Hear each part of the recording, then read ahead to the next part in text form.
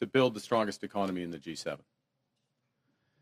Our negotiations with the United States have been taking place as the U.S. has been in the process of fundamentally transforming all of its trading relationships.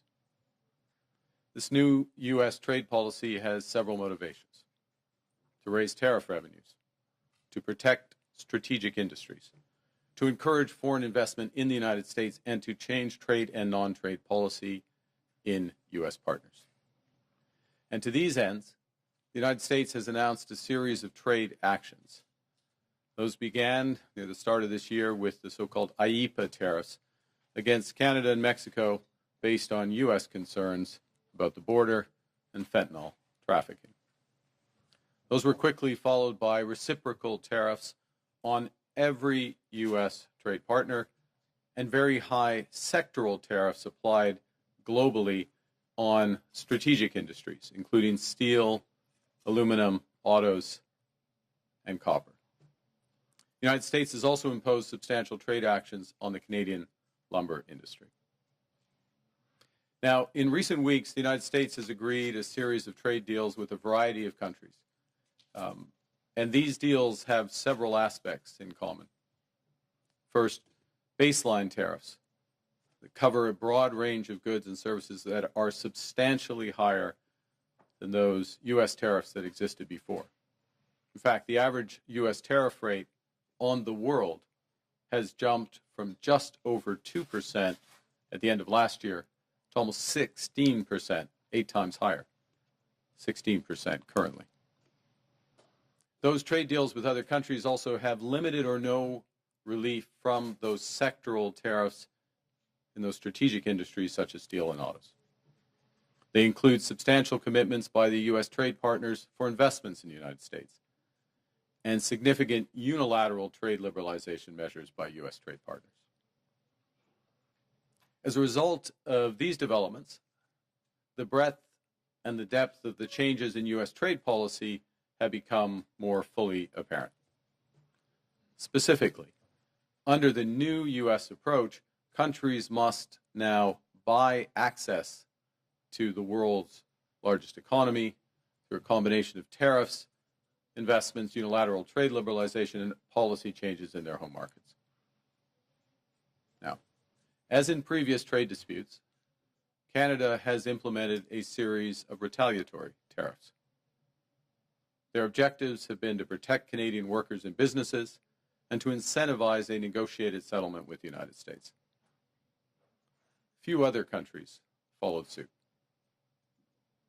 In a positive and very important development earlier this month, just a few weeks ago, the United States reaffirmed a core commitment to our free trade agreement, CUSMA, by reinforcing that those Canadian exports to the United States that are compliant with that agreement, that are compliant with CUSMA, will not be subject to U.S. IEEPA tariffs. Now, there's a lot of acronyms in that paragraph, so let me try to summarize what that actually means. As a result of that decision by the United States, the actual U.S. tariff rate on Canadian goods is 5.6%. Compare that to the 16% global average. That remains the lowest amongst all of the United States trading partners. And more than 85% of Canada-U.S. trade is now tariff-free. So let's be absolutely clear.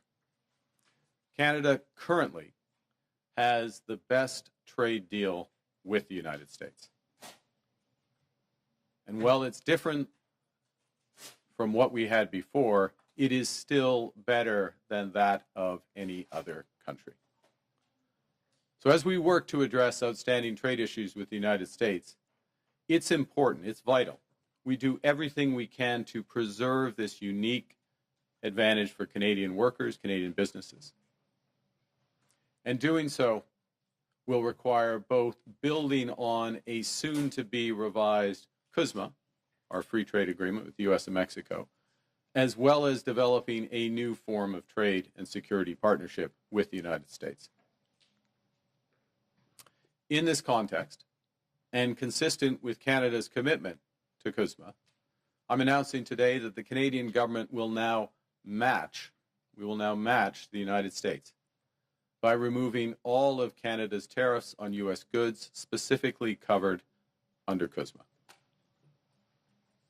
Soyons clairs, le Canada a en ce moment le meilleur accord commercial avec les États-Unis. Oui, il est différent des accords du passé, mais il est déjà mieux que ce que les États-Unis ont conclu avec tout autre pays. Nous nous affirmons à régler les enjeux commerciaux en suspens avec les États-Unis et pendant ce temps, il est important de faire tout ce que nous pouvons pour préserver l'unique avantage que nous avons pour les travailleurs canadiens et leurs familles.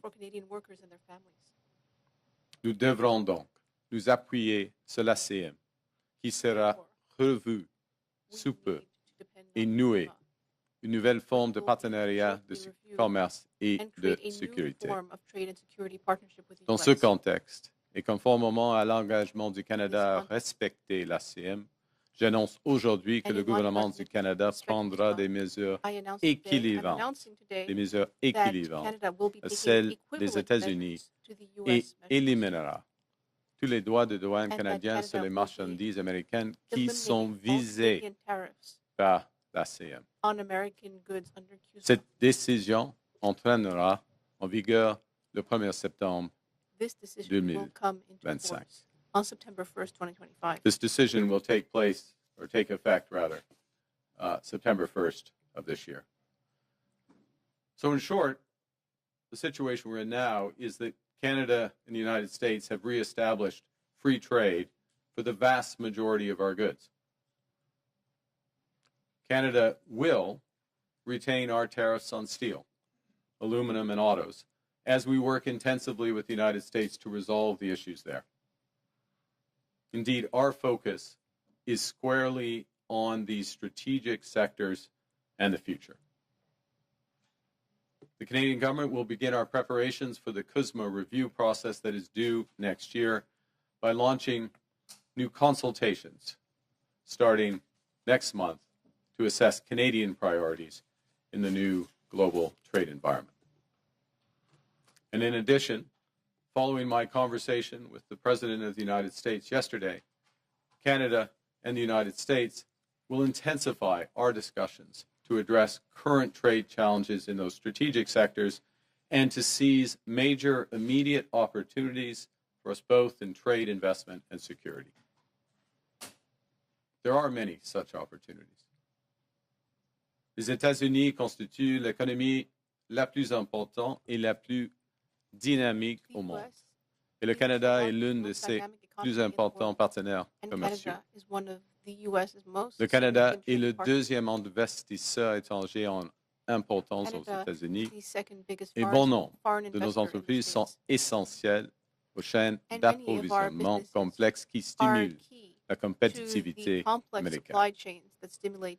Le Canada entreprend une transformation de ses capacités militaires de sécurité pour défendre les Canadiens et les Canadiens, des investissements qui créeront de nombreuses occasions d'établir de nouveaux partenariats en matière de défense et de sécurité. As we develop our new trade relationship with the United States, Canada will continue to take all measures necessary to support Canadian workers, our businesses, and our consumers. To address challenges in strategic sectors from agriculture to autos, the Canadian government will soon announce a new comprehensive industrial strategy that protects Canadian jobs, boosts Canadian competitiveness, buys Canadian goods, and diversifies Canadian exports. In parallel, we are focused on building our strength here at home, building Canada strong. The Canadian government will soon select the first in a series of new nation-building projects that will connect and transform our economy. We will catalyze investment and create higher-paying careers through our new defense industrial strategy. We'll transform Canadian strategic sectors that are being severely impacted by U.S. trade. We work to double the pace of home building in Canada, and in the process, create a new Canadian housing industry. And we will develop new and stronger partnerships throughout the world. For decades, as a result of a series of trade agreements, starting with the Free Trade Agreement of the 1980s, the Canadian and the U.S. economies have become steadily more integrated, continually more deeply connected. As I've emphasized in recent months, that steady process of integration is now over. And as a result, some of our historic strengths have become vulnerabilities. We can and must adapt to this new reality. That means concentrating on trade, investment, and security partnerships that preserve our sovereignty. And it means striking new trade deals that are robust to different economic circumstances, different governments, because of the mutual benefits to both countries. In all these ways, Canada will move from reliance to resilience, building our strength at home, developing new markets abroad, creating new opportunities for Canadian workers and businesses as we build the strongest economy in the G7. And with that, I look forward to your questions. Thank you. Thank you, Prime Minister. We will go to the room for one question and one answer. We will have 20 minutes for questions. We'll start with Valérie Gamache from Radio-Canada. Bonjour, Monsieur le Premier ministre. Bon vendredi après-midi.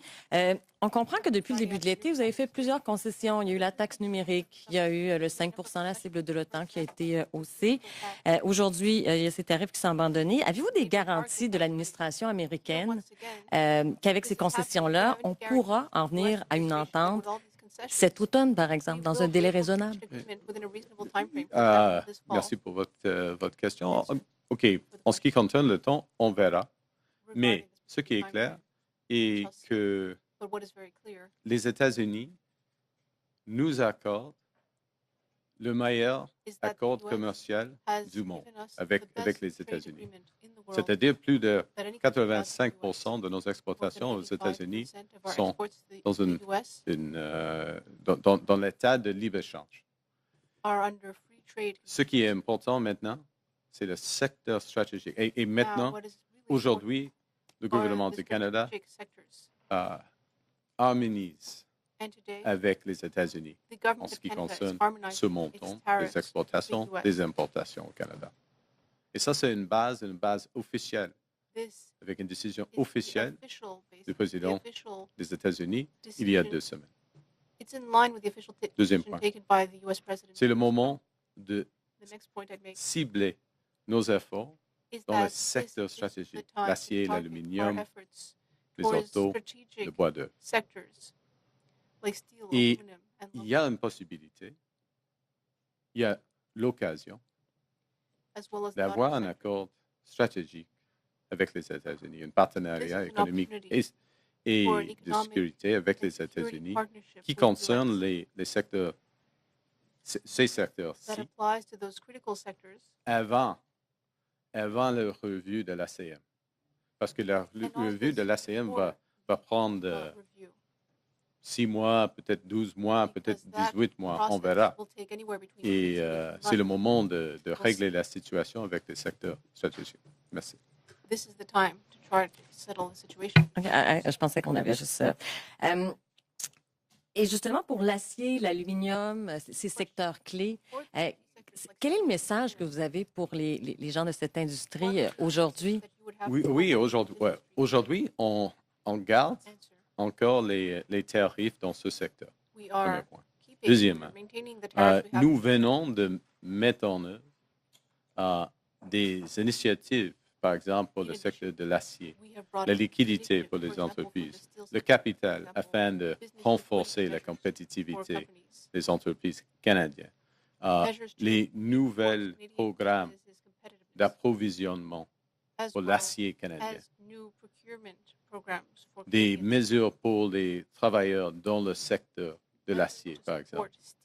J'ai fait une annonce à Hamilton il y a 3 semaines.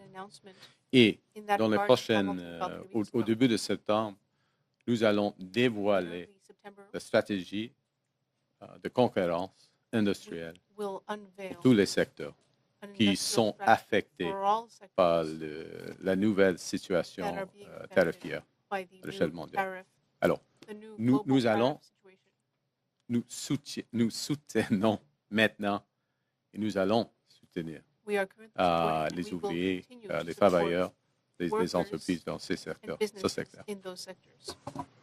Kyle Duggan, the Canadian Press. Mr. Carney, thank you for taking our questions. Your critics are going to say that this is an elbows down approach, that you're backing down to Trump.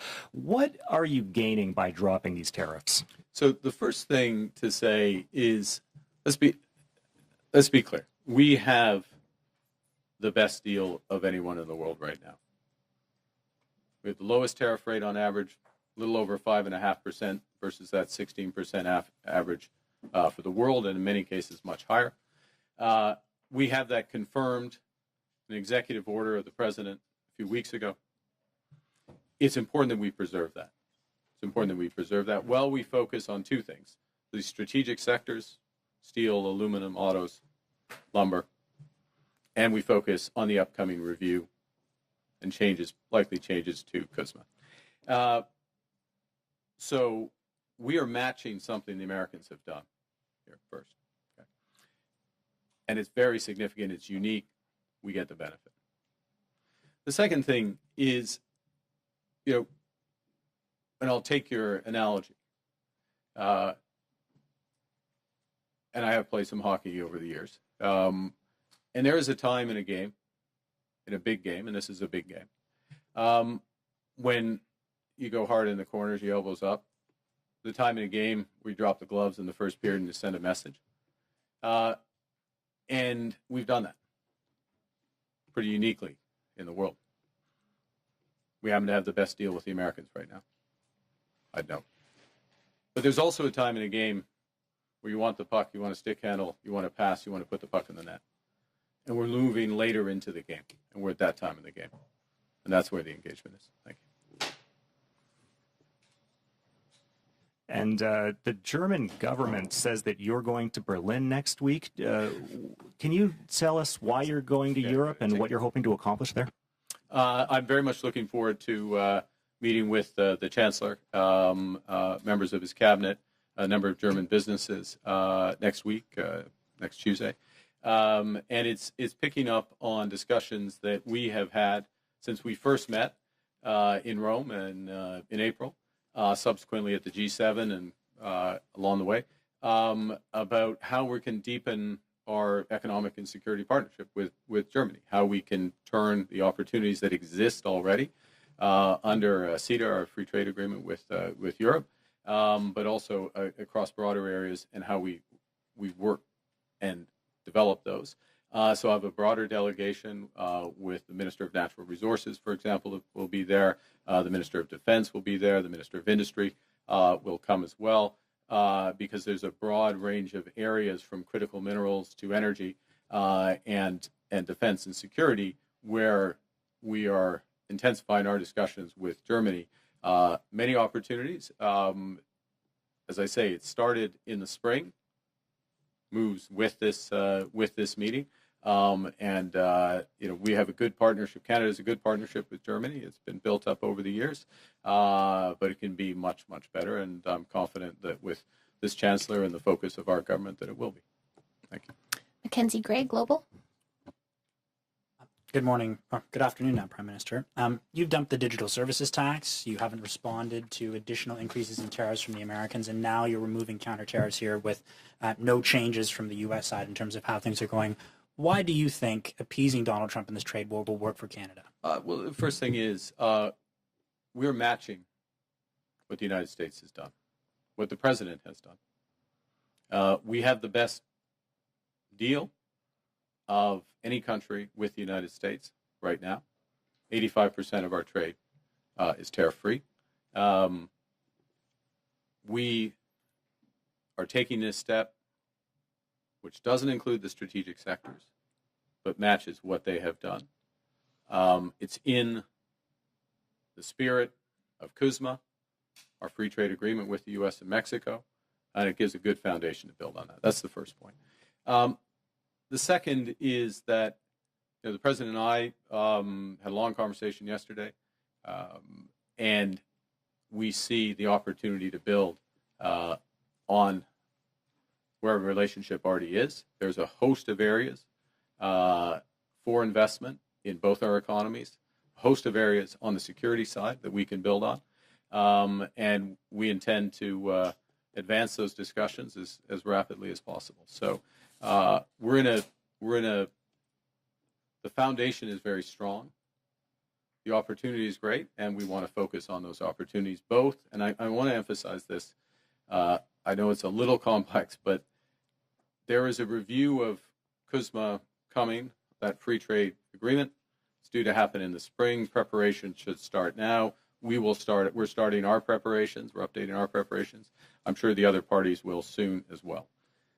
But we're not going to wait. We don't want to wait for that process for those strategic sectors. It goes back to the earlier question about Madame's question about the workers and the businesses in steel and the most affected sectors. We're very focused on those right now, taking a number of measures to support them directly in Canada, including Buy Canada, diversification, other aspects. But of course, part of this is getting to a better balance with the United States, and that's the immediate discussions we're having.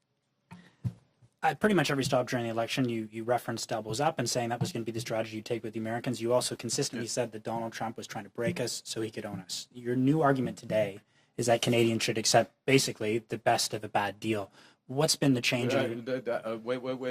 I reject the premise of that question, or your characterization of what I'm saying. We have the best deal with the United States right now. Okay, we have the best deal. Look at the numbers. Our tariff is 5.5%. We have 85% of our goods are free trade. It's not what we used to have. Nobody has a deal with the United States that they used to have. Nobody does. They have fundamentally changed. It's their right. We respect it. They have fundamentally changed their trade policy. They have new objectives. And they haven't just talked about those objectives. They put in place tariffs, and they have signed a series of trade deals, including with the European Union, including with others, that have put those into effect. Okay? So we're in a position where we have held out, not signed a deal that we don't agree with or that we don't think is in the best interests of Canadians, and focused on, and we will remain focused on those strategic sectors to the best interests of Canada first. Of course, America will focus on the best interests of the U.S. But we do so from a position where we're respecting, with this decision, we're respecting our agreement with the United States, and we are matching what they have done. That puts us in a good position for the next phase of these negotiations. Rachel Haynes, CTV. Hi, Prime Minister. Hi. Rachel Haynes from CTV. I'd like to ask you a little bit more about what you're saying about this matching the U.S. deal or what U.S. has put on Canada. In fact, it's only matching the goods under CUSMA, but in other areas, we're not matching the U.S. at all. They have 50% tariffs on our steel and aluminum products, but we only have 25% tariffs in return. Are you going to raise those tariffs to match that? We're not raising those today. We've matched the tariffs on autos, similar structure as the U.S. We do have a difference between our tariff on U.S. steel and our tariff on U.S. aluminum. Those are part of the intensive discussions that we're underway right now. Is that something that you'd look at in the future? And also, we will look at. I'll give you three questions. I'll give you a short answer to that, which is that we'll look at everything in the future. I mean, we look at our industry both in terms of how we support their retooling, their investment in the industries, liquidity for today, helping their workers, buying Canadian, diversifying markets, but of course trade policy, including with the United States, is part of that. But we're engaged in discussions with the United States about exactly those sectors. And that's what we want to advance to the benefit of our workers and our economy. And I'll make this extra Take it. follow-up Go quick. very quickly. You're talking about this putting us in a good position in the next phase, presumably the CUSMA negotiations. But as other people have pointed out, We've already folded on the digital services tax. We're taking away these counter tariffs. How is this a position of strength going into those negotiations? We're in a position. First off, I'm in the negotiations, so I have a sense of how the negotiations are. This puts us, and directly the conversation the President and I had yesterday, is that we'll be following up in short order, he and I, on the progress on our discussions. So the teams are engaged, they're re-engaging on this. This helps accelerate that. Look, but it's a negotiation. But there's no guarantees in these things. But the basis of this is we're matching what the United States has done. Okay, we're matching what the United States has done. We're putting ourselves in a position which is consistent with CUSMA, right? And that both clears away an issue with the U.S. The longer it goes on where we're not matching what the U.S. has done. And the U.S., the carve-out, what they call the USMCA carve-out, but effectively is this free trade for 85%. They just made that official. 2 weeks ago, they just made that official with the executive order. So we're responding to that. It's obviously, in our judgment, the right thing to do so we can focus in on those strategic sectors exclusively and also be consistent with CUSMA, where there is going to be, CUSMA in a very different trade environment is going to look different. And what we need to do is to make sure we're focusing in areas that where it's the mutual benefits are very clear. So in other words, the arrangements in strategic sectors are mutually reinforcing. They're mutual benefits. So the agreement supports it, but the economics drives it. And that's the way we move forward. Thank you. So we have time for two more questions. One will be English, one will be French. We'll start with Olivia Stefanovic from CBC. Do you have any assurances from the Americans that this will kickstart negotiations? Did President Trump specifically say that in his conversation with you? Yes. And what do you say to premiers who have called for stronger retaliatory measures against the U.S.? Yeah, let me say something general, and then I'll be more specific, which is that I want to salute the premiers, and particularly those, some provinces are affected more than others because of the sectoral nature of these tariffs. And I want to salute those premiers for the collaborative way we've been able to work together and the focus on the workers and the businesses themselves. And there's a combination of support for the workers and businesses, such as we provided in the steel sector, liquidity, capital, by Canadian at the federal level, at the provincial level, across, and working in collaboration, for example, in steel with the province of Ontario. In the end, what we all want is to make sure for those strategic sectors that they get fair access to the U.S. market. And what we're doing, again, is matching what the U.S. is doing. That's fair. It's fair to match what they've done. And it puts us in a better position to focus in on exactly those sectors, work for it. So sometimes, to go back to the earlier question, you drop the gloves in the first period. When you're late in the game, dropping the gloves and taking the extra penalty might not be the best thing to do. And that's the situation we're in now. And our last question will come from Olivier Boisé from TVA. Bonjour, Monsieur le Premier ministre. Bonjour. Vous dites on a la meilleure entente du monde avec les États-Unis. Le Mexique a aussi l'ACUM. Eux ont eu un sursis de 90 jours pour les tarifs du 1er août. En quoi notre situation est meilleure que celle du Mexique? C'est une question du montant, premièrement. Et c'est le calcul du gouvernement du Mexique que le Mexique est dans le deuxième meilleur accord du monde. Oui, ils ont fait le calcul. Nous sommes d'accord avec cela. C'est la raison et quel est le montant des exportations qui accorde avec l'ASEAN.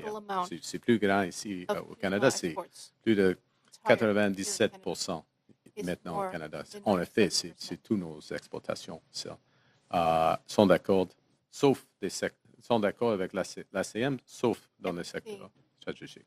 Premier point. Deuxième point. Oui, comme je viens de dire à Madame, nous recommençons les négociations. On va intensifier les négociations. Ça, c'est la conversation que j'ai eue avec le président hier. That's the conversation I had with the president.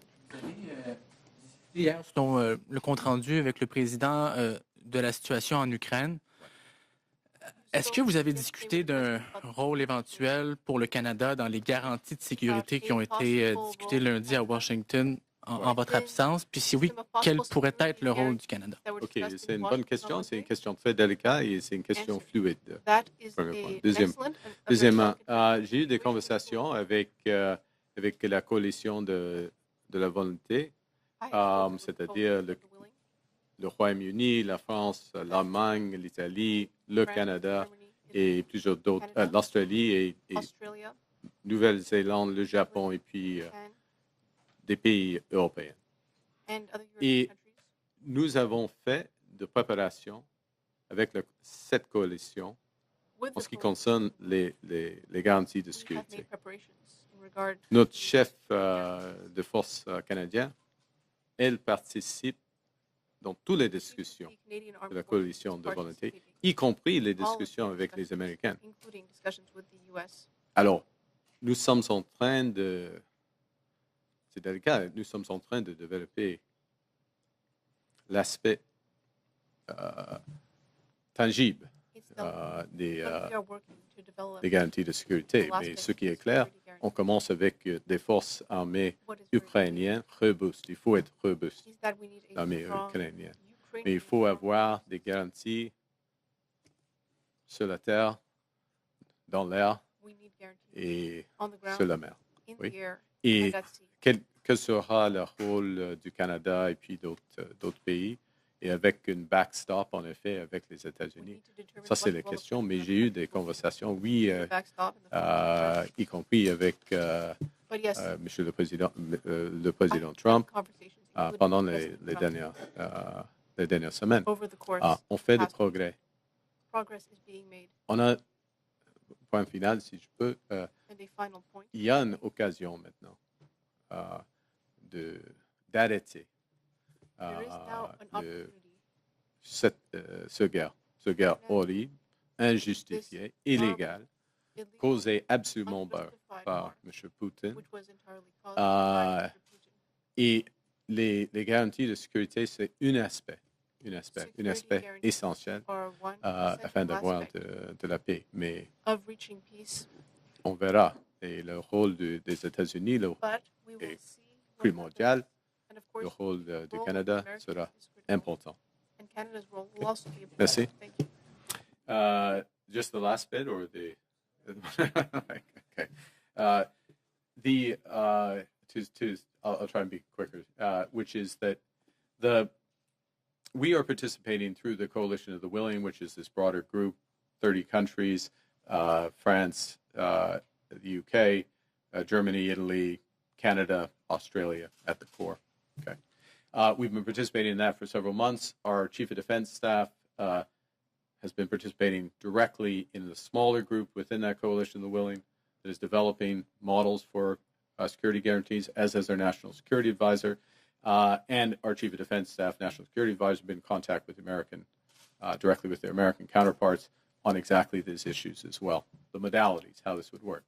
It's a fluid situation. It's a delicate situation, so I'm not going to describe specifics, except to say that obviously it starts with any security guarantee starts with a robust Ukrainian army, and that means weapons, that means training, that means viability, and we're talking about after some cessation of hostilities. Secondly, it means that there has to be security on the land, in the air, and in the sea. There's a role potential for the members of the coalition to provide support for all of those elements. We'll see what role Canada might play within a broader group. And of course, there's an essential role of the United States as a backstop to whatever's provided through the coalition willing and by the Ukrainians. As well, I finished by saying that the actions of the United States are fundamental, they're essential. The actions of the president have created an opportunity for peace and the end of hostilities in this senseless war, this unjustified war, this war entirely caused by Putin's aggression. And security guarantees are one element of that. Shockingly, I repeated myself. The U.S. being essential there. But Canada having an important role. Canada has the potential to have an important role. So we're very engaged in these sets of issues. And I think the final component was the President and I have exchanged views in and around this. We'll continue to do so. Okay? Thank you. That concludes today's press conference. Thank you very much. Merci beaucoup.